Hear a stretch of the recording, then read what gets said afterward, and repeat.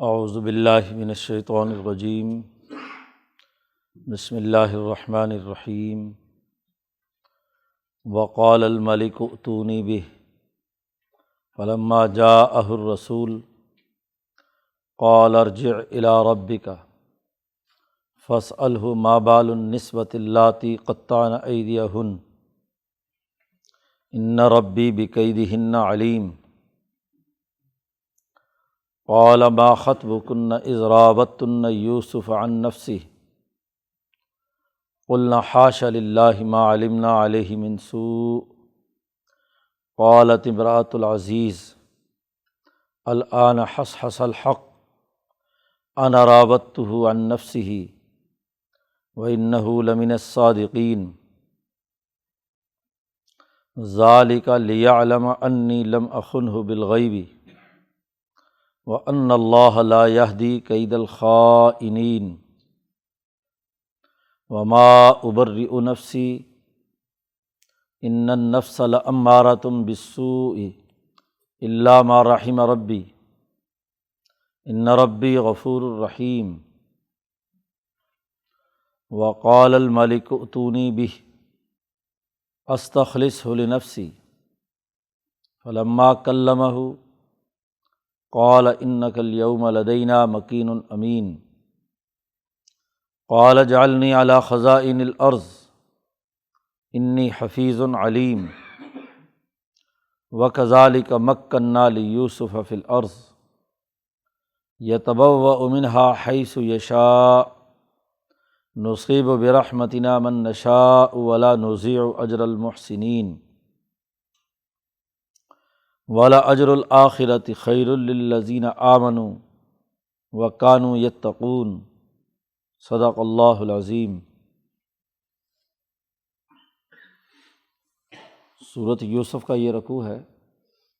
اور پیچھے بات یہ چل رہی تھی کہ مصر میں جب یوسف علیہ السلام جیل میں تھے تو ملک کے حکمران کو یہ خواب آتا ہے کہ 7 دبلی گائیں اور 7 موٹی تازی گائیں ہیں، دبلی گائیں موٹی تازی گائیں کو کھا رہی ہیں، ایسے ہی 7 بالیاں خشک ہیں اور 7 بالیاں سرسبز ہیں۔ تو اس خواب کی تعبیر ان کے ستارہ شناس نہیں بتا رہے، وہ کہتے ہیں اضغاث و احلام، یہ محض تصورات و خیالات ہیں، پراگندہ خیالات ہیں۔ یوسف علیہ السلام نے نہ صرف اس کی تعبیر بتلائی بلکہ اگلے 15 سال کی صورتحال کا نقشہ بھی کھینچا، 15 سالہ ایک اقتصادی منصوبہ اس کی بھی وضاحت کی۔ یہ تعبیر لے کر جب وہ ساقی بادشاہ کے پاس پہنچا اور اس کو یہ تعبیر بتلائی تو خواب کے جتنے بھی اجزاء تھے وہ ٹھیک ٹھیک اپنی جگہ پر واضح طور پر سامنے آ گئے۔ تعبیر میں اور خواب میں کسی قسم کا کوئی الجھاؤ نہیں تھا، بڑے واضح انداز میں تمام چیزیں طے ہو گئیں۔ یوسف علیہ السلام کی اس تعبیر خواب سے یا حقیقت تک رسائی کے نتیجے میں بادشاہ کے ذہن میں یوسف علیہ السلام کے مقام اور مرتبے کا پتہ چلا تو بادشاہ نے حکم دیا، قال الملک ائتونی بہ، ملک اور حکمران نے کہا کہ اس آدمی کو میرے پاس لاؤ، جیل سے رہا کر کے میرے پاس لے کر آؤ۔ اب وہی ساقی جیل سے نکلنے کا پروانہ بادشاہ سے لے کر یوسف علیہ السلام کے پاس پہنچتا ہے۔ فلما جاءہ الرسول، جب وہ پیغام لانے والا یوسف علیہ السلام کے پاس آتا ہے اور کہتا ہے کہ چلو یہ رہائی کا پروانہ ہے، جیل سے بادشاہ نے رہائی دے دی اور بادشاہ بلا رہا ہے، تو یوسف علیہ السلام کے صبر و استقامت کا معاملہ دیکھیے۔ قال، یوسف نے کہا، ارجع الی ربک، واپس لوٹ جاؤ اپنے حکمران کے پاس، اپنے مربی کے پاس۔ اور اس سے پہلے یہ سوال کرو کہ ما بال النسوۃ اللاتی قطعن ایدیہن، ان عورتوں کا کیا قصہ ہے جنہوں نے اپنے ہاتھ کاٹ لیے تھے۔ یہ واقعہ چونکہ خاصا مشہور تھا، ہاتھ کاٹنے کا معاملہ پہلی مرتبہ ہوا تھا مصر کی تاریخ میں، اس لیے تمام لوگوں کو اس کا علم تھا، تو بجائے عورتوں کا نام لینے یا امرأۃ العزیز کا تذکرہ کرنے، اس واقعے کی طرف یوسف علیہ السلام نے اشارہ کیا کہ جس جرم میں مجھے یہاں جیل میں ڈالا گیا ہے، جب تک اس کی صفائی نہیں ہوتی اس وقت تک میں جیل سے باہر نہیں آ سکتا۔ یہ جو 9 سال میری زندگی کے جیل میں گزرے ہیں ایک جرم کے نتیجے میں، اور وہ جرم میں نے کیا نہیں ہے، پہلے اس مقدمے کا تو فیصلہ کرو۔ یہ تمہارے نظام انصاف کی حالت ہے کہ 9 سال تک مقدمہ چلتا رہا اور ابھی تک مسئلہ حل نہیں ہوا، تمہیں علم ہی نہیں ہے کہ بغیر کسی جرم کے لوگوں کو جیلوں میں ڈال رہے ہو۔ تو پہلے اپنے اس نظام انصاف پر غور کرو، اور خاص طور پر میرا یہ مقدمہ بادشاہ اس کی سماعت کرے، عورتوں کو بلا کر پوچھے کہ اس میں اصل جرم کس کا تھا۔ نبی اپنی عزت اور عصمت میں اعلیٰ معیار اور نمونہ ہوتے ہیں، گو اپنی ذات میں انبیاء علیہم السلام صاف ستھرے اور پاکیزہ ہیں، لیکن کسی پر جھوٹ کی تہمت بھی بہت بڑا الزام ہے۔ عام لوگوں کے سامنے جب تک اس کی صفائی نہ ہو اس وقت تک معاملات درست رخ پر آگے نہیں بڑھتے۔ خود نبی اکرم صلی اللہ علیہ وسلم کا واقعہ احادیث میں موجود ہے کہ آپ اعتکاف کی حالت میں تھے، تو حضرت صفیہ رضی اللہ تعالیٰ عنہا جو حضور کی ازواج مطہرات میں سے ہیں، انہیں کوئی مسئلہ درپیش ہوا تو وہ حضور سے ملاقات کے لیے مسجد کے دروازے پہ کھڑی ہوئی باتیں کر رہی تھی۔ وہ مسجد میں داخل نہیں ہو سکتی تھی اپنے ایام کی وجہ سے، اور حضور اعتکاف کی وجہ سے مسجد سے باہر نہیں جا سکتے تھے، تو دروازے پر کھڑے ہو کر آپس میں باتیں کر رہے تھے حضور صلی اللہ علیہ وسلم اور حضرت صفیہ رضی اللہ تعالیٰ عنہ۔ تو 2 نوجوان سامنے سے گزرے، ممکن ہے ان کے دل میں یہ خیال آیا ہو جسے حضور صلی اللہ علیہ وسلم نے معلوم کر لیا۔ حضور نے ان دونوں کو بلایا اور کہا کہ یہ میری بیوی صفیہ ہے، اس سے میں باتیں کر رہا ہوں، کسی اور غیر عورت سے باتیں نہیں کر رہا۔ وہ نوجوان کہنے لگے یا رسول اللہ، ہمارے دل میں تو ایسا آپ کے بارے میں تو کوئی بدگمانی نہیں ہو سکتی۔ حضور نے فرمایا کہ نہیں، ان الشیطان یجری الانسان مجری الدم، شیطان انسانی جسم میں خون کی جگہ دوڑتا ہے اور وہ کسی بھی معاملے میں وسوسہ ڈال سکتا ہے۔ تو انبیاء علیہم السلام اپنی عزت اور عصمت کے حوالے سے بہت زیادہ حساس ہوتے ہیں، کیونکہ انہوں نے نبوت اور انسانیت کی ہدایت کا کام کرنا ہے، تو ہادی کو ہر طرح کے شک و شبے اور تہمتوں سے بھی دور ہونا چاہیے تاکہ اس کی بات میں اثر ہو، وزن ہو، لوگ اس کو تسلیم کریں۔ اب یہاں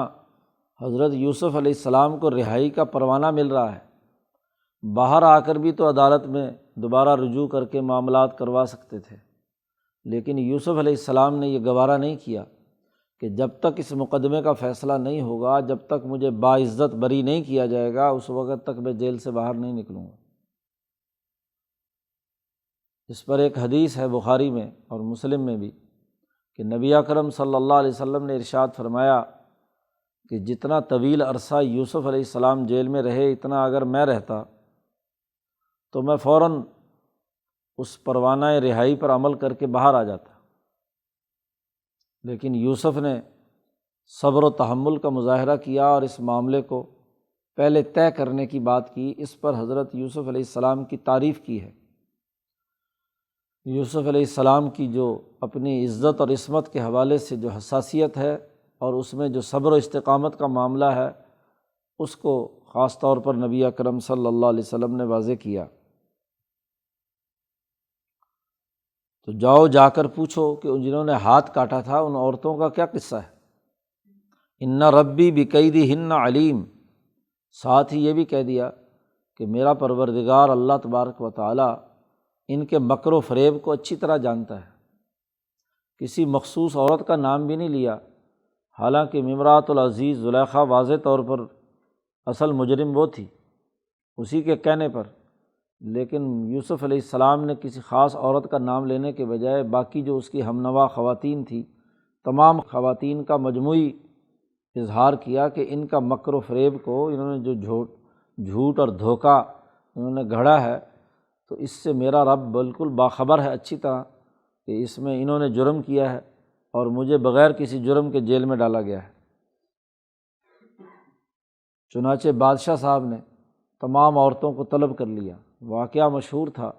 تو جتنی خواتین اس مجلس میں تھیں ان تمام کو دربار میں بلا لیا، زلیخا کو بھی بلا لیا۔ اب وہاں بادشاہ نے ان سے سوال کیا، ما خطبکن اذ راوتن یوسف عن نفسہ، کیا حقیقت ہے اس کی کہ جب تم نے یوسف علیہ السلام کو پھسلانے کی کوشش کی تھی، ان کی جو اپنے نفس پر گرفت ہے اس کو ڈھیلا کرنے اور اس کو گمراہ کرنے کی تم نے کوشش کی تھی، مراودت، پیچھے بھی راودت کا ذکر آ چکا ہے، دل میں ایسی محبت، ایسا پھسلانا کہ لوگ گمراہ ہو جائیں، تو یہ مراودت جو تم نے کی تھی اس معاملے میں کیا حقیقت ہے، اصل حقیقت بتلاؤ۔ قلنا، تمام خواتین نے بیک زبان اعتراف کیا کہ حاشا للہ ما علمنا علیہ من سوء، اللہ کی پناہ، ہم نہیں جانتی کہ ان کی طرف سے کسی قسم کی کوئی غلطی ہوئی یا خرابی ہوئی، ما علمنا علیہ من سوء، ہمیں معلوم نہیں کہ انہوں نے کوئی برائی کی ہو۔ یوسف علیہ السلام تو برائی سے بالکل پاک ہے، ہم نے ہی ان کو گمراہ کرنے کی کوشش کی تھی، ہم نے ہی ان کو اپنے چکر میں پھانسنے کی کوشش کی تھی۔ اب جب سب عورتیں بآواز بلند یہ پکار چکی اور عدالت میں بادشاہ کے دربار میں یوسف علیہ السلام کے بارے میں جو حقیقت واقعہ تھی وہ سامنے آ گئی، تو اب زلیخا بھی پھٹ پڑی، کہنے لگی قالت امرأۃ العزیز، عزیز کی بیوی بولی کہ الآن حصحص الحق، اب حق کھل کر سامنے آ گیا ہے، سچائی اور حقیقت بالکل واضح اور دو ٹوک طور پر سامنے آ چکی ہے، جو میری ساری یہ سہیلیاں اور یہ خواتین تھیں یہی بول پڑی ہیں، اور ویسے بھی جو اصل حقیقت ہے بے گناہی کی یوسف علیہ السلام کی وہ کھل کر سامنے آ گئی۔ اس نے اپنا اعتراف جرم کیا بھری عدالت میں، انا راودتہ عن نفسہ، میں نے اسے اپنے چکر میں پھنسانے کی کوشش کی تھی، اس کا دل جو ہے میں نے لینے کی کوشش کی تھی، لیکن وَإِنَّهُ لَمِنَ الصَّادِقِينَ، بڑے تاکیدی جملے بول رہی ہے، انا بھی تاکید کا ہے، لام بھی تاکید کا ہے، جملہ اسمیہ خود تاکید ہے، تو بے شک یہ یوسف علیہ السلام بالکل سچوں میں سے ہیں، ان کی طرف سے کسی قسم کے کوئی جرم کا ارتکاب نہیں ہوا۔ جب یہ بات بالکل واضح ہو گئی تو اب یوسف علیہ السلام کا اگلا جملہ ہے ذالک لیعلم انی لم اخنہ بالغیب، میں یہ بات اس لیے کر رہا ہوں، یوسف علیہ السلام جب رہا ہو کر باہر آتے ہیں اور بات چیت کرتے ہیں تو اس میں حضرت نے فرمایا یوسف علیہ السلام نے کہ لیعلم انی لم اخنہ، اب وہیں عزیز مصر بھی موجود ہے، تو عزیز مصر کی طرف اشارہ کر کے کہتے ہیں یوسف علیہ السلام کہ یہ میں نے بالکل کھلی بات عدالت کے اندر دودھ کا دودھ اور پانی کا پانی اس لیے کرایا ہے تاکہ یہ عزیز مصر جان لے کہ انی لم اخنہ بالغیب، میں نے اس کی عدم موجودگی میں اس کے حرم میں کسی قسم کی کوئی خیانت نہیں کی، جس نے مجھے پالا پوسا بڑا کیا ہے، جس نے مجھ پر احسان کیا ہے، ہاں جی، اپنے گھر میں بیٹے کی طرح بنا کر رکھا ہے، تو میں نے بھی کسی قسم کی اس کی بیوی کے ساتھ کوئی بدتمیزی نہیں کی، لم اخنہ، میں نے کوئی خیانت نہیں کی، بالغیب، چوری چھپے، وَأَنَّ اللَّهَ لَا يَهْدِي كَيْدَ الْخَائِنِينَ، بے شک اللہ تبارک و تعالی خیانت کرنے والوں کے داؤ پیچ کو چلنے نہیں دیتا، خیانت کرنے والے جب مکر و فریب کریں تو ان کا مکر و فریب زیادہ دیر چل نہیں سکتا۔ انہوں نے خیانت کی، انہوں نے جھوٹ بولا، بددیانتی کی اور الٹا مجھ پر الزام لگایا، تو آج بالکل چیز واضح ہو گئی کہ میرا اس میں کسی قسم کا کوئی جرم نہیں ہے۔ یہ ذالکہ سے لے کر غفور الرحیم تک، اس کے بارے میں بعض مفسرین کی رائے تو یہ ہے کہ یہ زلیخا کا ہی جملہ ہے کہ وہ بعد میں مسلمان ہو گئی تھی اور اس کو اپنی غلطی کا احساس ہو گیا، تو وہ یہ کہہ رہی ہے ذالک لیعلم انی لم اخنہ، یوسف جان لے کہ میں نے اس کی عدم موجودگی میں جو گواہی دی ہے بالکل صحیح دی ہے۔ لیکن یہ حافظ ابن کثیر، ابن تیمیہ وغیرہ نے یہی زلیخا کے جملے کی طور پر اس کی تشریح کی ہے، لیکن امام شاہ ولی اللہ دہلوی اور حضرت شاہ عبد القادر دہلوی اور اب شیخ الہند نے بھی جس ترجمے کو اختیار کیا ہے وہ یہ کہ ذالکہ کا جملہ یہ یوسف علیہ السلام کی بات ہے۔ زلیخا کی بات تو بس یہاں ختم ہو گئی کہ انا راودتہ عن نفسہ وانہ لمن الصادقین، کہ یوسف بالکل سچے ہیں۔ اگلی بات یوسف علیہ السلام کی ہے، اس لیے حضرت شیخ الہند نے نیچے ترجمے میں اسی لیے کہا یوسف نے کہا ذالکہ، تو یہ یوسف علیہ السلام کے جملے ہیں، اور اس میں یہ بات حضرت یوسف علیہ السلام اپنی پاکیزگی اور اپنی عصمت کے تناظر میں بات بیان کر رہے ہیں کہ میں نے بن دیکھے کوئی چوری چھپے میں نے اس کے ساتھ کوئی خیانت نہیں کی، اور اللہ کبھی خیانت کرنے والوں کو ہدایت نہیں دیتا۔ باقی وما ابرئ نفسی ان النفس لامارۃ بالسوء الا ما رحم ربی، اس بات کا بھی اعلان کر دیا کہ میں اپنے نفس سے مکمل طور پر بری نہیں ہوں۔ کوئی بھی انسان اپنے نفس کی پاکیزگی کا دعوے دار نہیں ہو سکتا۔ ان النفس لامارۃ بالسوء، اس لیے کہ انسانی نفس ہمیشہ برائی کا ہی حکم دیتا ہے، یہ کبھی اچھائی کی بات نہیں بیان کرتا، یہ اس میں خواہشات ہے، برائی کی طرف دعوت دیتا ہے، برے کام کی طرف بڑی تیزی سے دوڑتا ہے۔ انسانی نفس، اس کا قرآن حکیم نے 3 جگہ پر تذکرہ کیا ہے، اور اس نفس کی 3 اقسام بیان کی ہیں۔ نفس امارہ، دوسری جگہ پر سورۃ القیامہ میں آیا ہے نفس لوامہ، اور اسی طریقے سے سورۃ الفجر میں آیا ہے نفس مطمئنہ۔ تو نفس انسانی کے 3 ہی پہلو ہیں۔ پہلے مرحلے میں انسانی نفس ہمیشہ برائی کی دعوت دیتا ہے، اس کو نفس امارہ کہتے ہیں۔ برائی کرے اور اس پر کسی قسم کی پیشیمانی نہ ہو، اور آدمی برائی کے اندر دھستا چلا جائے، نفس کا کام یہ ہے کہ ادھر ہی اس کو لے جاتا رہتا ہے۔ لیکن اگر کسی آدمی سے کوئی برائی سرزد ہو جائے، غلطی ہو بھی جائے، اور پھر ضمیر ملامت کرے، بعد میں نفس جو ہے ملامت کرے، اسے نفس لوامہ کہتے ہیں۔ یہ غلطی ہو گئی اور پھر غلطی کا احساس ہو گیا، اور آدمی اس غلطی کے احساس پر اپنے ضمیر کا مجرم اپنے آپ کو سمجھے اور توبہ اور استغفار کرے، یہ نفس لوامہ ہے۔ اور نفس مطمئنہ آخری درجہ ہے کہ جب کسی آدمی نے اپنے نفس کو اتنا کنٹرول کر لیا کہ جس کے نتیجے میں اس کا نفس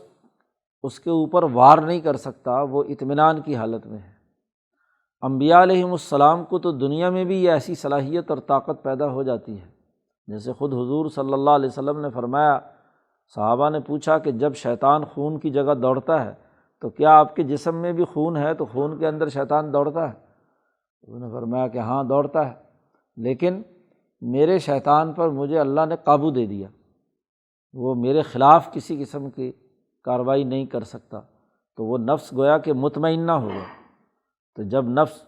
اور باقی انسانوں کے لیے اطمینان کی حالت تبھی ہوتی ہے کہ جب آدمی موت کے قریب ہو یا مر جائے اور اطمینان کی حالت میں ایمان پر خاتمہ ہو،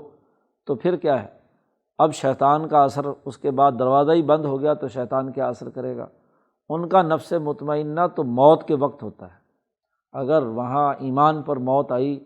سچائی اور نیکی پر موت آئی، تو وہ نفس مطمئنہ ہے۔ تو یہاں یوسف علیہ السلام اپنی اصل اس بات کی طرف اشارہ کر رہے ہیں کہ انسانی ایک عام قانون اور ضابطہ بتلا رہے ہیں، اور اس میں عبدیت کے مقام کے تناظر میں اپنی پاکیزگی کے اور عصمت کے خود دعوے دار نہیں ہیں، بلکہ فرما رہے ہیں کہ مجھ سے بھی غلطی ہو سکتی ہے، وما ابرئ نفسی، میں اپنے نفس کو بری نہیں کر سکتا۔ ان النفس، کیوں؟ اس لیے کہ نفس انسانی جو ہے یہ تو برائی کا حکم دیتا ہے، ہاں الا ما رحم ربی، مگر وہ جس پر میرا رب رحم کرے۔ اللہ تبارک و تعالیٰ کی رحمت نازل ہو تو پھر نفس امارہ سے جان چھوٹ جاتی ہے۔ تو یوسف علیہ السلام پر تو اللہ کی رحمت تھی، تو اس لیے اس رحمت کے سبب سے اللہ کی توفیق سے نفس جو ہے امارہ برائی والے کاموں سے باز آیا۔ امام شاہ ولی اللہ دہلوی نے فرمایا ہے پیچھے وَلَقَدْ ہمت بِهِ وَهَمَّ بِهَا میں، یہ ہم کا اظہار یا ہم کا احساس اور ادراک یہ یوسف علیہ السلام کو بھی ہوا تھا، اسی تناظر میں یہ بات کہہ رہے ہیں۔ بات یہ ہے کہ جن کی بہیمیت قوی اور ملکیت عالیہ ہوتی ہے ان میں طبی چیزیں آتی ہیں۔ اب یوسف جو ہے نبی ہیں، جوان ہیں، پوری طبی خواص ان کے اندر موجود ہیں، کوئی پتھر کی دیوار تو نہیں ہے کہ ان کے سامنے کوئی ایسا معاملہ ہو جو جذبات کو ابھارنے والا ہو اور ان کو خیال بھی نہ آئے، اور یہ عصمت انبیاء کے خلاف بات نہیں ہے۔ شاہ صاحب نے بڑی تفصیل سے اس پر تاویل الاحادیث میں گفتگو کی ہے۔ ایک ولایت نبوت ہوتی ہے، اور ایک شاہ صاحب نے فرمایا کہ وہ جو عام ولایت ہوتی ہے اس میں کسی آدمی جس کی ملکیت تو عالیہ ہو اور بہیمیت سرے سے کچھ بھی نہ ہو، ضعیفہ ہو بہت ہی، تو وہ لوگ ریاضت سے وہ ایک بات پر ایسے طریقے سے پختہ ہو جاتے ہیں کہ دوسری طرف کا خیال اور احساس بھی وہ مار دیتے ہیں۔ تو یہ رہبانیت کا طریقہ ہے، یا ولایت کا کم ترین درجہ ہے۔ ولایت کا اعلیٰ ترین درجہ یہ ہے کہ دوائی موجود ہوں، جذبات موجود ہوں، اور پھر ان کو کنٹرول کرنا، اس پر عمل نہ کرنا، یہ زیادہ بڑا امتحان ہوتا ہے۔ تو یہ اعلیٰ ترین جو عصمت کی قسم ہے یہ انبیاء علیہم السلام میں پائی جاتی ہے۔ تو یہاں یوسف علیہ السلام نے یہی بات کہی کہ اللہ نے رحمت کی اور میں اپنے نفس امارہ سے بچ گیا۔ ان ربی غفور الرحیم، بے شک میرا رب معاف کرنے والا ہے اور رحم کرنے والا ہے۔ یہ تفسیر اسی لیے اختیار کی حضرت شیخ الہند رحمۃ اللہ علیہ نے کہ اگر یہ جملے زلیخا کے بنائے جائیں تو زلیخا جو ہے وہ تو ابھی مسلمان ہی نہیں ہوئی، ایمان کی بات ہی نہیں ہے۔ باقی رہی جو لوگ کہتے ہیں مسلمان ہوئی اور یوسف علیہ السلام سے شادی ہوئی، محدثین کے ہاں یہ روایات کوئی حیثیت نہیں رکھتی، یہ کچھ علماء کے اقوال ہیں اور وہ بھی اسرائیلی روایات کی بنیاد پر، ورنہ محققین محدثین کے ہاں اس طرح کی کوئی ثبوت موجود نہیں ہے کہ واقعتاً وہ مسلمان ہوئی اور اس کی واقعتاً حضرت یوسف علیہ السلام سے شادی ہوئی۔ تو جب وہ مسلمان ہی نہیں ہوئی تو اتنے بلند پایا جملے وہ کیسے بول سکتی ہے؟ اس لیے بجائے یہ کہ اس کو زلیخا کی طرف اس کا وہ کی جائے، یہ جملے حضرت یوسف علیہ السلام کے ہیں، اور ربی بھی واضح طور پر بیان کر رہا ہے کہ رب کے ساتھ تعلق تو یوسف علیہ السلام کا ہے۔ تو ان ربی غفور الرحیم، اس طرح سیاق و سباق کے اعتبار سے یہ جو ولی اللہ اسلوب ہے یہ آیات کے کامل مفہوم کو اپنی جگہ پر رکھ کر مطلب متعین کر رہا ہے۔ جب یہ بات طے ہو گئی کہ یوسف علیہ السلام اس جرم سے بری ہیں جس میں ناحق آپ کو جیل میں ڈالا گیا، اور آپ کی عقل و شعور اور فہم و بصیرت بادشاہ پر مزید عیاں ہوئی، عزت و احترام اور وقار بہت بلند ہوا بادشاہ کے سامنے، تو وقال الملک، تو حکمران نے کہا، بادشاہ نے کہا کہ ان کو میرے پاس لے کر آؤ، اعزاز و اکرام کے ساتھ لے کر آؤ، استخلصہ لنفسی، میں خالص انہیں اپنے کاموں کے لیے رکھ لوں گا۔ اس سے پہلے یوسف علیہ السلام عزیز مصر کے مصاحب تھے، اور عزیز مصر کے سپرد جو کام ہوتا تھا پوتیفار کے ذمے، تو اس کام میں ہاتھ بٹھاتے تھے۔ اب اس نے کہا کہ جی وہ جو عزیز مصر جو پہلے وزیر اعظم ہے اس کے وہ خاص آدمی نہیں ہوں گے، وہ میرے مشیر خاص ہوں گے، استخلصہ لنفسی، میں اپنے کام کے خاص شاہی کاموں کے لیے انہیں اپنے پاس رکھوں گا۔ یعنی تمام اختیارات، کارگزار بادشاہ جسے کہنا چاہیے، اصل ذمہ داری کے ساتھ کام کرنے والا میں انہیں بناؤں گا۔ چنانچہ جب یوسف علیہ السلام جیل سے رہا ہوتے ہیں اور ان کو پورے اعزاز اور احترام کے ساتھ بادشاہ کے دربار میں لایا جاتا ہے تو فلما کلمہ، وہاں یوسف علیہ السلام سے جو مکالمہ ہوا، بات چیت ہوئی، تو قال، اس نے کہا بادشاہ نے کہ انک الیوم لدینا مکین امین، کہ آج کے بعد تم واقعی ہمارے پاس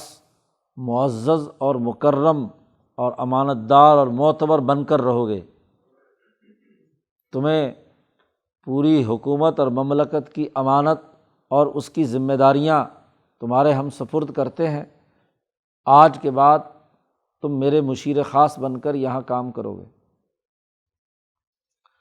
بات چیت اور تکلم کا تذکرہ کیا ہے۔ انسانوں کی صلاحیت ان کی گفتگو سے ظاہر ہوتی ہے، اس کے ذہن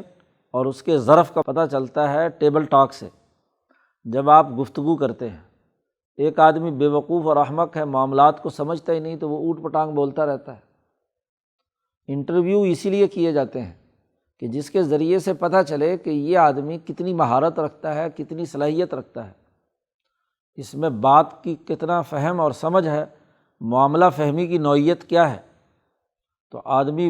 بولنے سے آدمی کی صلاحیتوں اور گر کا پتہ چلتا ہے۔ بے وقوف اور احمق یا ظرف کے اندر کچھ نہ ہو تو وہ ایسے ہی انٹ شنٹ بولتا رہے گا، لیکن جو ذی شعور، عقل مند، سمجھدار، فہیم انسان ہوتا ہے، وہ نپے تلے جملے اور جو اس شعبے سے متعلق جو امور ہیں ان کے بارے میں واضح اور دو ٹوک رائے رکھنے والا ہو تو اسی کی عزت ہوتی ہے۔ یوسف علیہ السلام کے ساتھ جب بات چیت اور گفتگو ہوئی اور آپ کا عقل و شعور اور فہم و بصیرت معلوم ہوا بادشاہ کو، تو اس نے دو جملے کہے ہیں، لدینا، ہمارے پاس، مکین اور امین۔ مکین تمکن سے ہے، اعتماد سے ہے، حکومت سے ہے، اور امانت کا تعلق مالی معاملات اور ذمہ داریوں کو پورے ذمہ داری سے ادا کرنے سے متعلق ہے۔ جیسے حضور صلی اللہ علیہ وسلم کے دو وصف نبوت سے پہلے تھے، صادق اور امین، کہ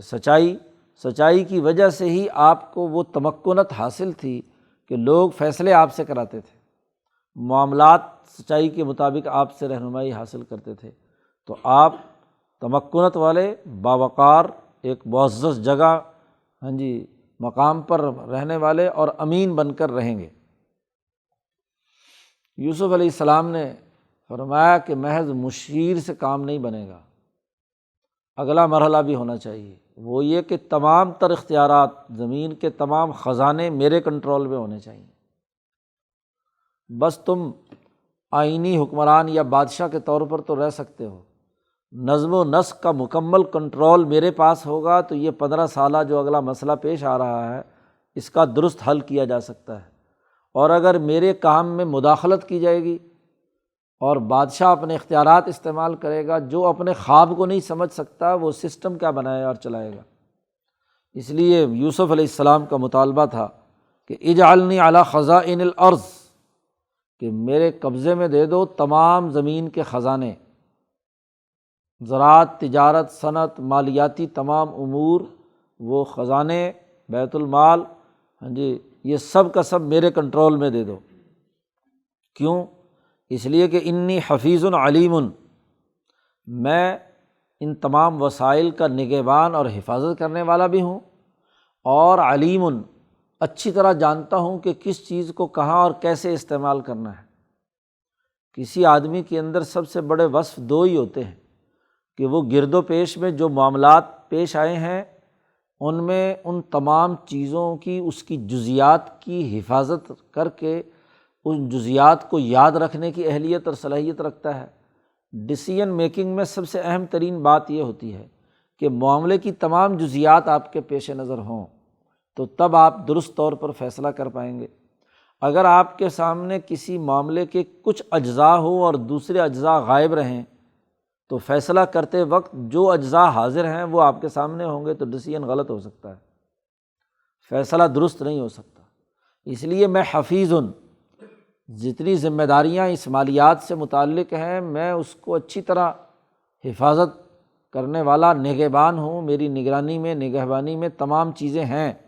یہ صلاحیت میرے اندر ہے۔ اور دوسری بڑی صلاحیت یہ ہے کہ علیم، میں اس کام کا ماہر بھی ہوں، مالی امانت بھی ہے اور مال کے صحیح استعمال کرنے اور خرچ کرنے کے بارے میں بھی مجھے مہارت ہے، حساب کتاب اور پورا مالیاتی سسٹم بنانے اور اس کا آڈٹ کرنے وغیرہ وغیرہ، ان تمام امور سے میں واقف ہوں، لہذا یہ تمام امور صرف اور صرف میرے سپرد کر دیے جائیں، آپ کا اس میں کوئی عمل دخل نہیں ہوگا۔ اسی سے یہ بات واضح ہو گئی کہ انبیاء علیہم السلام جیسے انسانوں کی رہنمائی آخرت کے معاملات میں کرتے ہیں، ایسے ہی نبوت دنیا کے معاملات میں بھی رہنمائی کے لیے کردار ادا کرتی ہے۔ انبیاء علیہم السلام دنیاوی امور پر بھی مکمل مہارت اور گرفت رکھتے ہیں، اس حوالے سے بھی ان کے عقل اور شعور اور کام کرنا یہ شان نبوت کے منافی نہیں ہے۔ امام شاہ ولی اللہ نے اسی لیے فرمایا کہ نبوت انسانی فطرت کا حصہ ہے اور انبیاء کی فطرت سب سے اعلیٰ ترین درجے کی ہوتی ہے، تو نبوت اسی فطرت کے مطابق کردار ادا کرتی ہے۔ تو یہ دنیا کے امور اور ان کے معاملات کو سمجھنا اور اس حوالے سے رہنمائی دینا، یہ نبوت کے فرائض میں سے ہے، نبوت کی ذمہ داریوں میں سے ہے۔ تو 15 سالہ اگلا اقتصادی منصوبہ اور مالیاتی نظم و نسق قائم کرنے کی ذمہ داری خود یوسف اٹھا رہے ہیں، اور یہاں پر وہ اعتراض نہیں ہونا چاہیے جو عبد الرحمن بن سمرہ رضی اللہ تعالیٰ عنہ کی روایت ہے کہ جو آدمی عہدہ خود مانگے تو وہ اللہ پاک وہ کام اس کے سپرد کر دیتا ہے، اللہ کی مدد اس کے شامل حال نہیں ہوتی، اور اگر دیا جائے عہدہ، ذمہ داری دی جائے اس کی طلب کے بغیر، تو پھر اللہ کی طرف سے مدد حاصل ہوتی ہے۔ تو اس حدیث کا دائرہ کار الگ ہے، اس قرآن حکیم کے حکم اور نص کا معاملہ ہی الگ ہے۔ جب واضح طور پر معلوم ہو کہ سوسائٹی زوال کی طرف جا رہی ہے اور کوئی آدمی اس کو سنبھالنے کی اہلیت نہیں رکھتا، وہ سب کا سب لوٹ مار کرنے والے ہیں، تو جو سچی جماعت اور سچے لوگ ہیں وہ اپنی صلاحیت کا مظاہرہ کر کے انسانیت کی بقا کے لیے اپنے آپ کو پیش کر سکتے ہیں کہ ہم اس کام کے اہل ہیں، یہ ذمہ داری میرے سپرد کی جائے اور میں اس ذمہ داری کو اچھے طریقے سے ادا کرنے کی پوری اہلیت رکھتا ہوں۔ قرآن کا حکم اور نص یہ ہے، اور خاص طور پر جب کفر اور ظلم کا نظام موجود ہو تو ان سے اقتدار چھیننا اور خود اقتدار حاصل کر کے انقلاب برپا کر کے انسانی مسائل حل کرنا، اسی کے لیے تو انبیاء آتے ہیں۔ قرآن نے یہی کہا موسیٰ علیہ السلام کے بارے میں کہ نرید ان نمن علی الذین استضعفوا فی الارض ونجعلہم ائمۃ ونجعلہم الوارثین، انہیں حکمران بنائے اور وارث بنائے۔ تو انقلابی دشمن طاقتوں سے، ظالم طاقتوں سے اقتدار چھینتا ہے، اسی کو انقلابی تحریک کہتے ہیں، اور اہلیت اور صلاحیت کے ساتھ انسانیت کی ترقی کے لیے راستہ ہموار کرتا ہے۔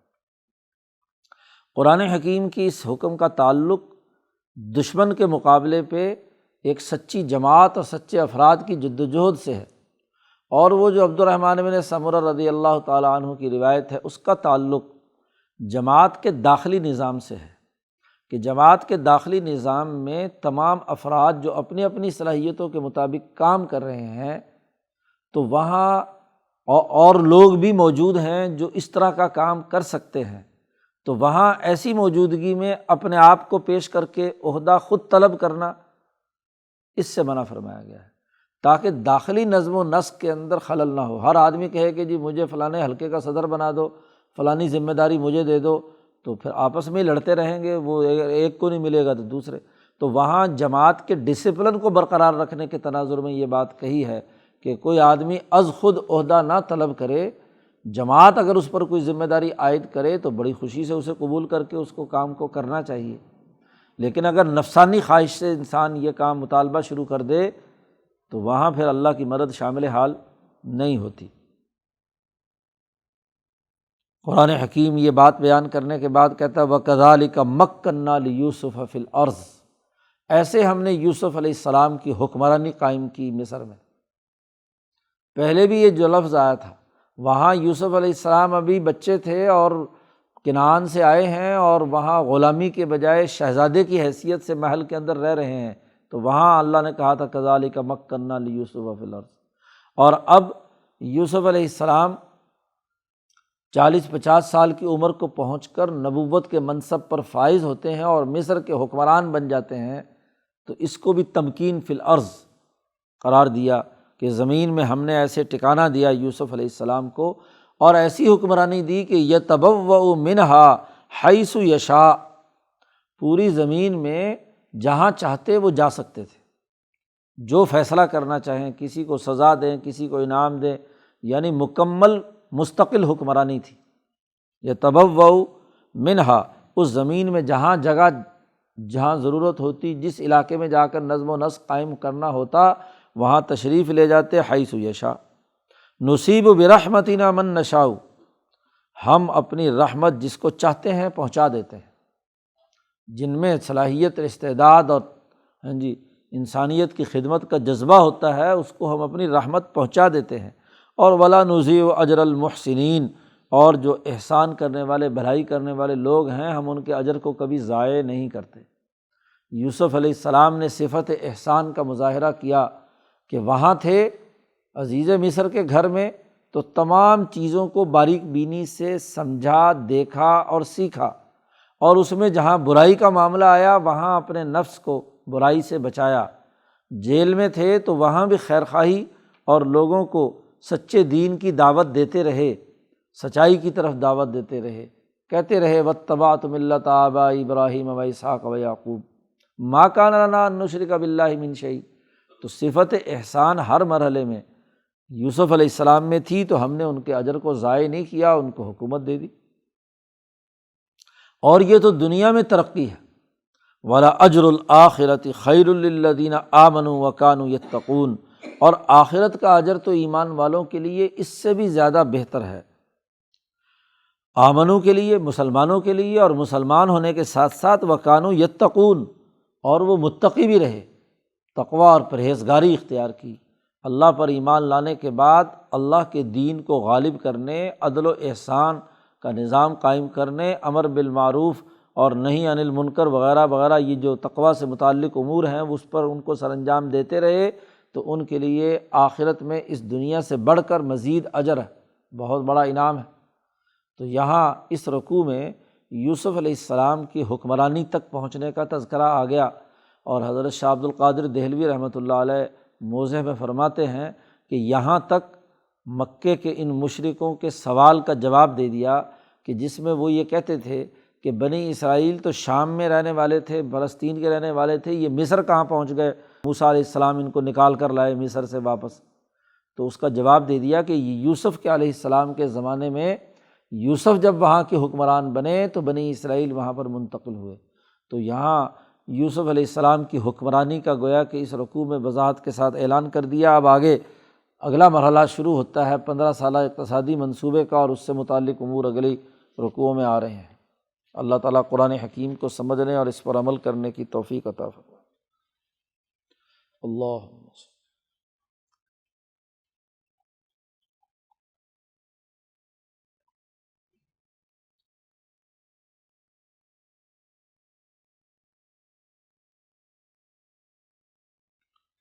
اجمعین۔